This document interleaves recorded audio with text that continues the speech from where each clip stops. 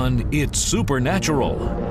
Aliens, UFOs, are they real? A former branch chief of the Department of Guided Missiles says yes. Discover the shocking truth behind UFOs, where they come from, and what their end-time plan is. Can ancient secrets of the supernatural be rediscovered? Do angels exist? Is there life after death? Are healing miracles real? Can you get supernatural help from another dimension? Has the future been written in advance? Sid Roth has spent 30 years researching the strange world of the supernatural. Join Sid on this edition of It's Supernatural. Hello, Sid Roth here. Welcome to my world, where it's naturally supernatural. Are UFOs real? I mean, for sure. Does the Bible talk about them?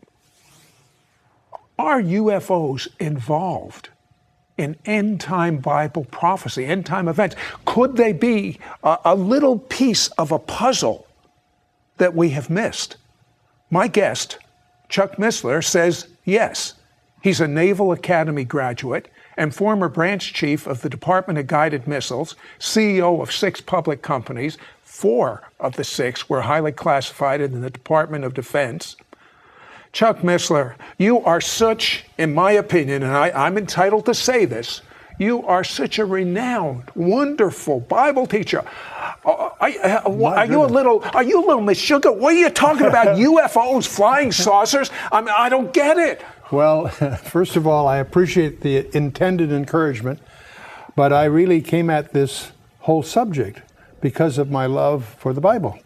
It happens that I come out of an information science background. My whole career, 30 years in the strategic community, gives me perhaps a little different perspective than most people would have going at this topic. But I want to right up front indicate it was my biblical interest that brought me into this rather than my high-tech background, although that's proven to be, that and my Department of Defense connections have been very valuable to me. So that's one of the reasons I find myself in this peculiar posture.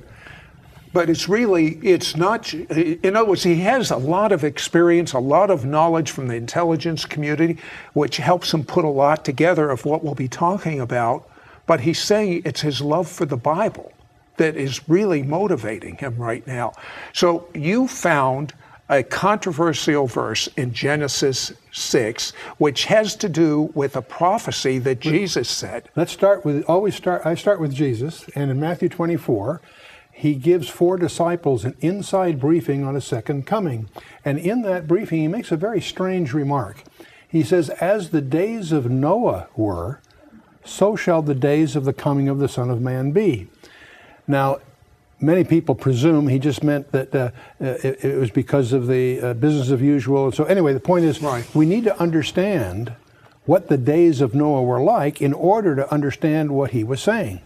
So that takes us to Genesis 6, and when you jump into Genesis 6, you quickly discover that very few seminaries teach what that passage really says. And so as you get into that Genesis 6, you have to understand the first 2 verses are 1 sentence, and it deals with this strange goings-on between the fallen angels producing hybrids with humans. And that was so uncomfortable in the early years of the church that it was the understanding of the early rabbis.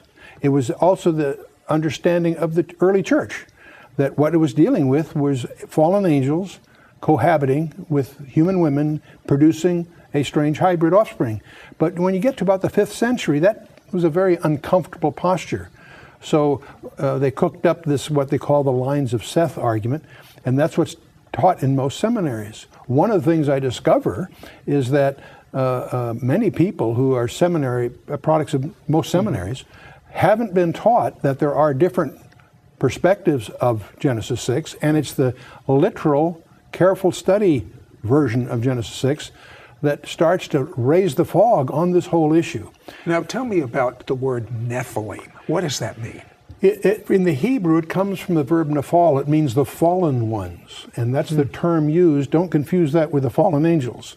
The fallen angels, according to Genesis 6, cohabited with human women to produce a hybrid offspring that are called in the Hebrew the Nephilim.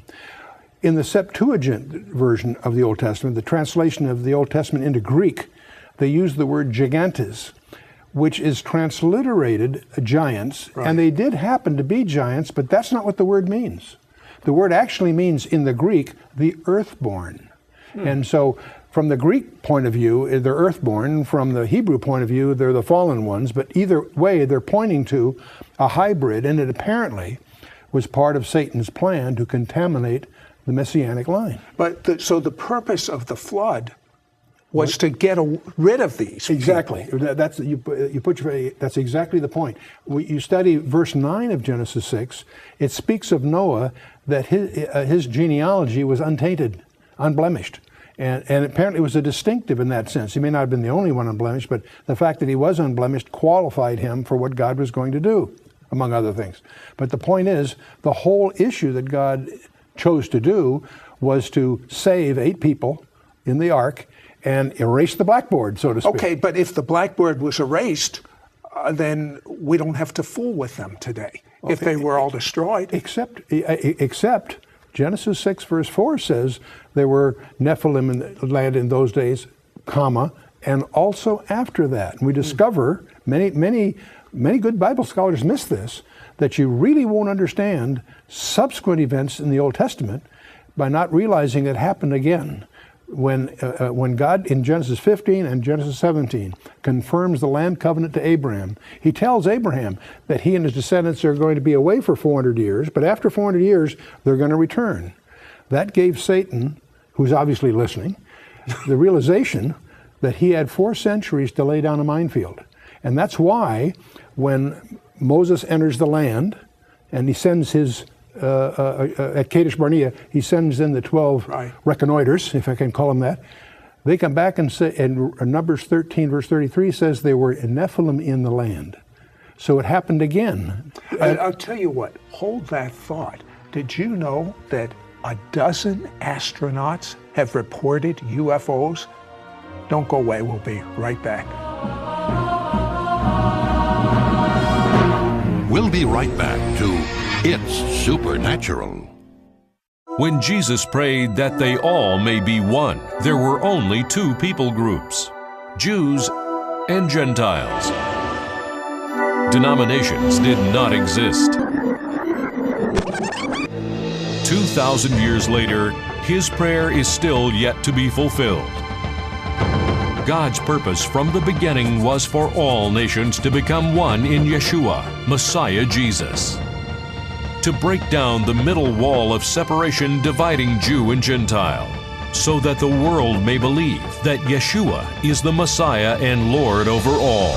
When Jewish spiritual DNA merges with the New Covenant Christian DNA, there will be what Paul called life from the dead. That's why Sid Roth's website is loaded with cutting-edge articles and teaching about the one new man. Log on to sidroth.org today.